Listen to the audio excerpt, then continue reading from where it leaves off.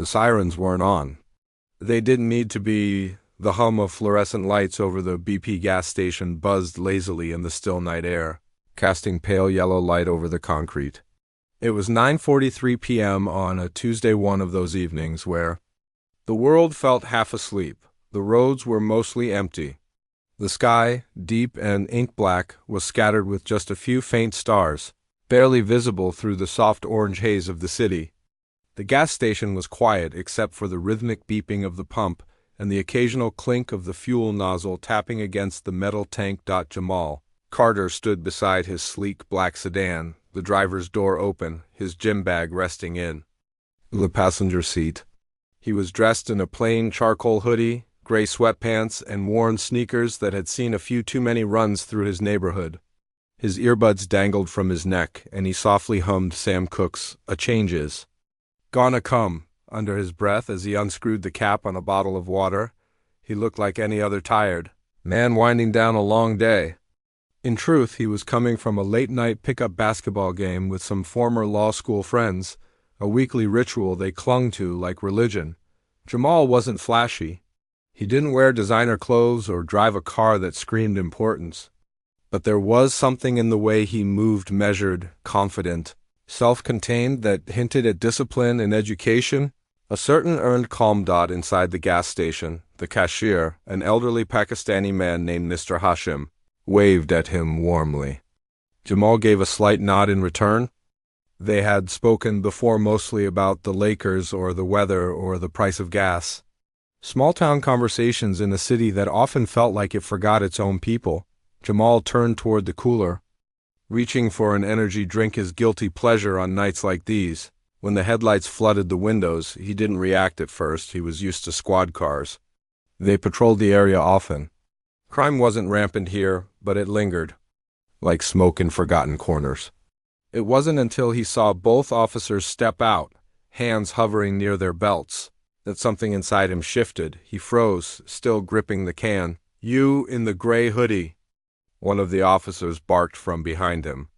"Step outside, now." Jamal turned slowly, eyebrows knitting together in confusion. He instinctively raised his hand slightly, his voice even and calm. "Is something wrong, officer?" "No questions." "Step outside," the other one said. Hand resting squarely on his holstered taser. Jamal looked back at Mr. Hashim, who stood frozen behind the counter, eyes wide.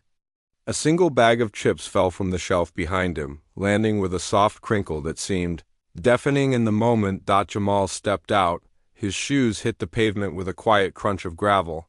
One of the officers' tall, white, square-jawed stepped toward him. "We got a call," said someone matching your description was involved in a possible theft about 10 blocks from here. Jamal didn't move. "Matching my description? How so?" "Hoodie, black male." "About your height," the officer replied. "You mind turning around for me?" "I do, actually," Jamal said carefully. "I haven't done anything wrong. I'm here to get gas." "Not gonna ask again." The words were sharp, hard-edged, with that too familiar tone of authority laced with impatience. Before Jamal could respond, the second officer approached from behind and roughly grabbed his wrist. "Hey, easy," Jamal protested, jerking his arm back slightly. You resisting?" The first officer snapped. Jamal tried. Again, "Listen, I'm a lawyer. I have ID in the car." "You can—" But the words evaporated the moment cold steel clinked around his wrists. The cuffs were too tight, biting into the skin beneath his sleeves. "Lawyer, huh?" one of them muttered, shoving him toward the patrol car. "Everyone's a lawyer when they're caught." Jamal said nothing now. His jaw tightened. His heart pounded not from fear, but from rage. The kind of slow-burning fire that has no place to go because it's already been here too many times. He was calm, but it was the kind of calm that comes from knowing that speaking too loudly, moving too fast, or challenging too directly might not just get you arrested, it might get you killed. They patted him down, searched his car without a warrant, and knocked his phone to the pavement when he tried to ask for a supervisor. He watched it crack, spiderwebs of glass fracturing the screen like nerves exposed. There were no apologies, no explanations. just barked commands and sharp glances as if they were trying to decide whether he was worth more trouble. An older black woman pulled into the gas station just as they were loading Jamal into the back seat. She paused, engine still running, her mouth falling open. She recognized him, Judge Carter, from the community outreach event last spring. But by the time she gathered the courage to call out, the door was slammed shut. He was driven downtown, booked without charges, and left in a holding cell so cold his teeth chattered. They didn't fingerprint him. They didn't process him. They didn't even seem to know why they had him there. A few hours passed. Then a few more. Jamal stared at the ceiling, counting the flickering panels in the light fixture. This wasn't the first time he'd been profiled, but it was the first time it felt like something had been taken from him, not his freedom. Not exactly, but the illusion that his accomplishments could shield him. They didn't know he sat on the bench at the 14th District Court. They didn't know he had clerked for a federal judge, or that his name had been floated for a possible circuit court nomination. They didn't even care to ask. They didn't see any of that. They saw a black man in a hoodie at a gas station at night. And that was enough. When they finally released him just before dawn, the desk clerk looked embarrassed, barely meeting his eyes. "There was a mix-up," he mumbled. "You're free to go." Jamal didn't say a word, not to him. Not to the officers hovering in the corner. Not even to the apologetic sergeant who offered to call him a ride. He walked out into the gray light of morning with cuffs still imprinted on his skin, got in a cab, and stared out the window in silence. Tomorrow he would wear a suit. Tomorrow he would sit behind the bench, but tonight he carried something deeper than bruises. He carried the memory, the sting, the silent oath they would see him again, just not in the way they expected. Jamal stood in front of his mirror the next morning, slowly tightening the knot on his navy blue tie. The bruises around his wrists were faint but present, like whispers from the night before. His fingers paused for a moment as they brushed against the tender skin. He stared at his reflection suit, pressed, shirt crisp, the dignified calm returning to his face like armor. He had been preparing for this day for weeks, but not like this.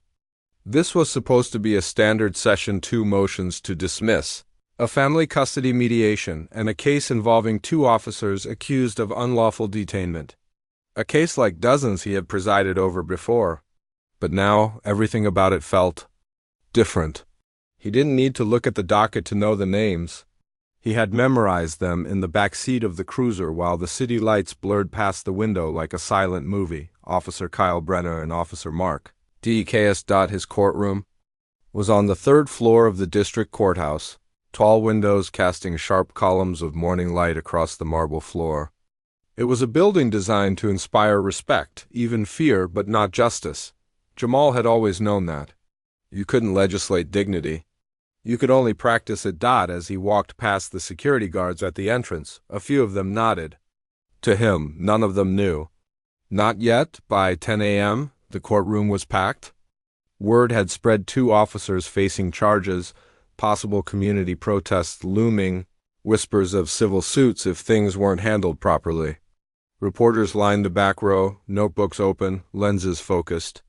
A few local activists had made their way in, their eyes sharp with expectation. Jamal stepped through the side door into the courtroom, black robe folded over one arm. The bailiff announced him, and all rose. He moved to the bench with slow, steady steps, then turned, draping the robe across his shoulders like a mantle.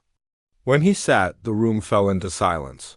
The kind that wasn't just quiet, it was listening. The defense attorney stood, buttoning his suit coat, and motioned to his clients. That's when the officers entered. Brenner was first, tall, his face set in a hard, unreadable expression. Deeks followed, shorter, younger, looking more nervous. His eyes flicked toward the judge's bench and then quickly away. The 2 officers walked with mechanical professionalism, posture tight as if they were clinging to their training. But when they looked up, both froze for the briefest of moments. Jamal met their gaze. His face didn't flinch. No reaction, no smirk. No acknowledgement. Just a pair of steady, brown eyes looking down from the bench with the full weight of the law behind them. Brenner blinked. Deeks swallowed, The tension in the room shifted. Neither officer spoke. Their attorney moved to the podium, cleared his throat, and began. Your Honor, the defense requests that this hearing be postponed due to the sensitive nature of the events and possible conflict of interest. Jamal raised an eyebrow. Conflict of interest? Please elaborate, the lawyer hesitated. It's come to our attention that ... My clients may have interacted with you outside of the courtroom prior to today. Jamal leaned forward slightly. Are you suggesting that your clients arrested me, unlawfully detained me, and now seek to postpone the consequences of that because I am unexpectedly the judge assigned to their hearing? The silence was blistering. Yes, Your Honor. The lawyer finally admitted. A few gasps sounded from the back of the courtroom. Reporters scribbled frantically. Deke shifted in his seat. Brenna stared straight ahead, jaw clenched tight. Jamal nodded slowly, his voice low but clear. Motion denied. Proceedings continued. Witnesses were called. Testimony unfolded like the pages of a story Jamal had already lived.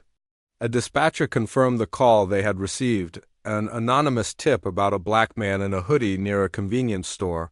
LLAGDLY loitering, no crime reported.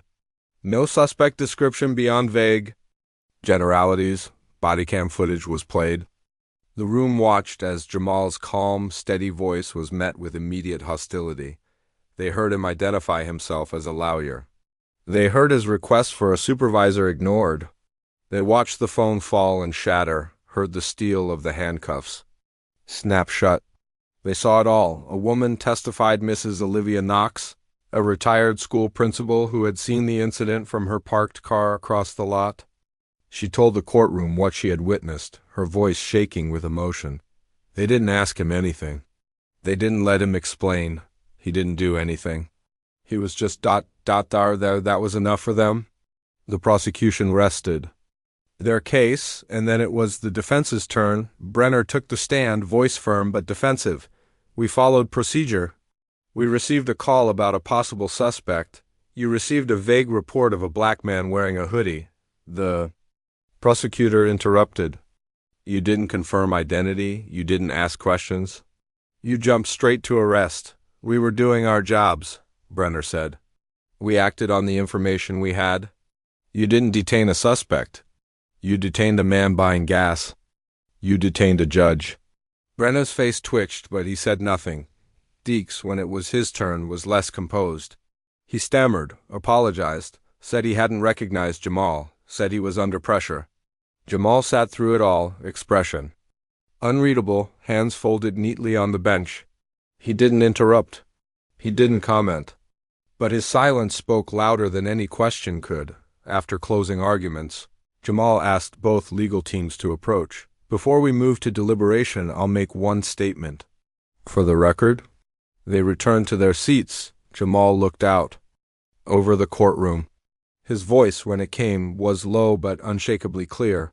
I want to remind everyone that this is not about revenge. It is not about irony. It is about accountability. The uniform is not a shield against the law. It is a promise to uphold it.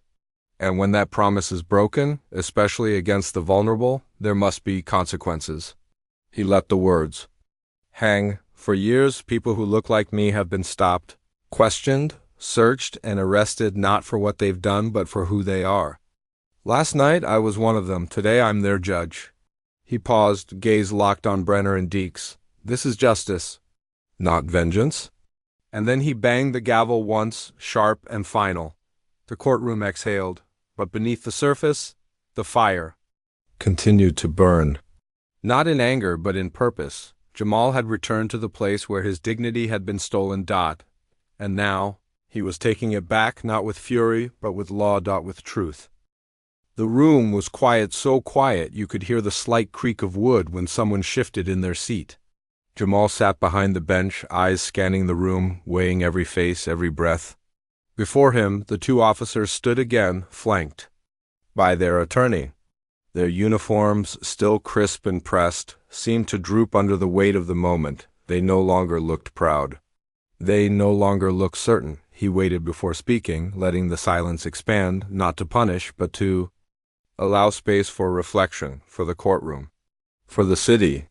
For himself, he looked down at the verdict form resting on the bench. The words clear, the choice final. The court finds both Officer Kyle Brenner and Officer Mark Deeks guilty of unlawful detainment. Murmurs rippled through the gallery. A few reporters glanced up, eyes wide. A woman near the back covered her mouth, tears gathering. The defense attorney closed his eyes briefly, shoulders stiff.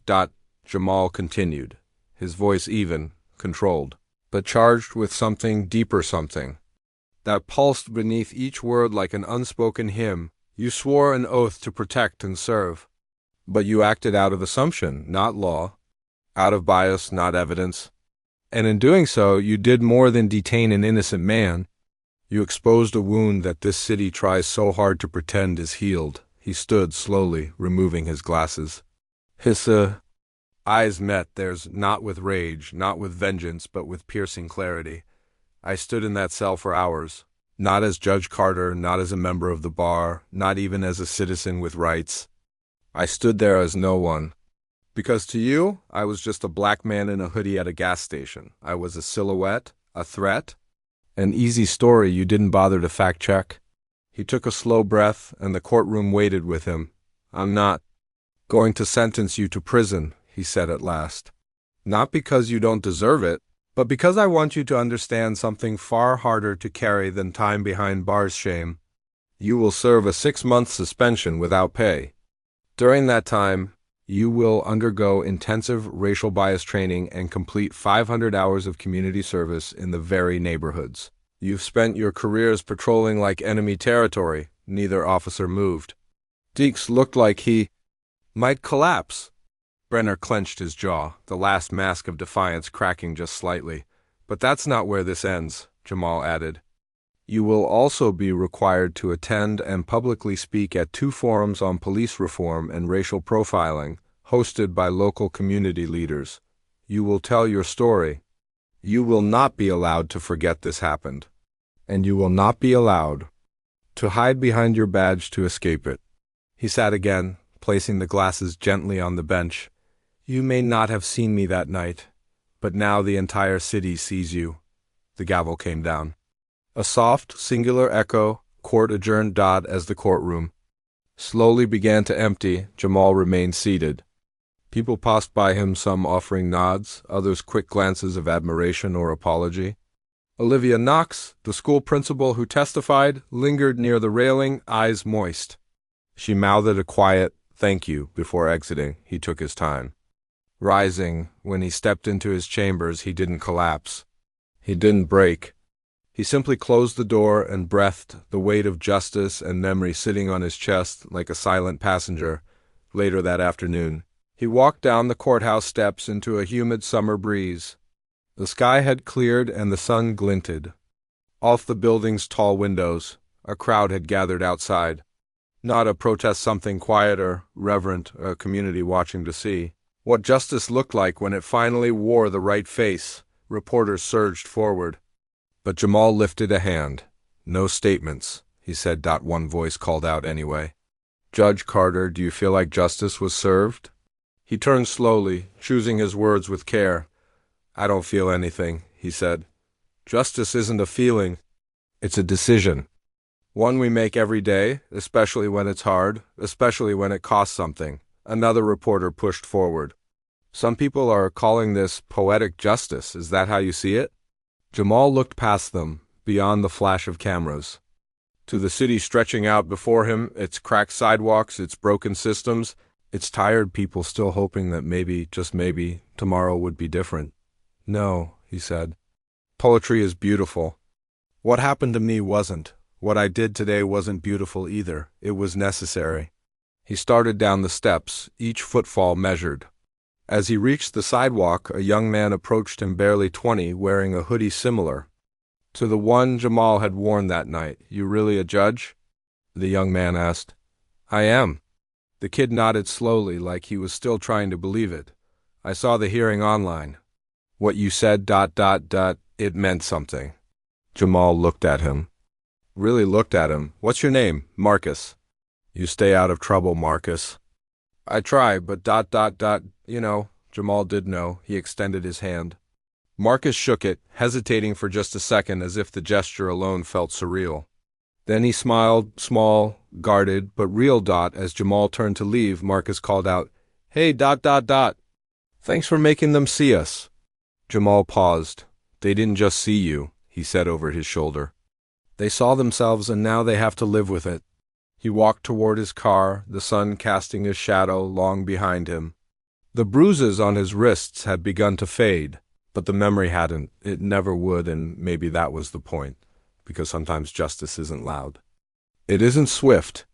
It isn't even fair. Sometimes it's a man walking into a courtroom in the same city where he was once dismissed, holding the law in one hand and his dignity in the other, and using both not to crush, but to correct, not to retaliate, but to remind that beneath the robe, behind the bench and beyond the gavel, there is still a man, and that man remembers.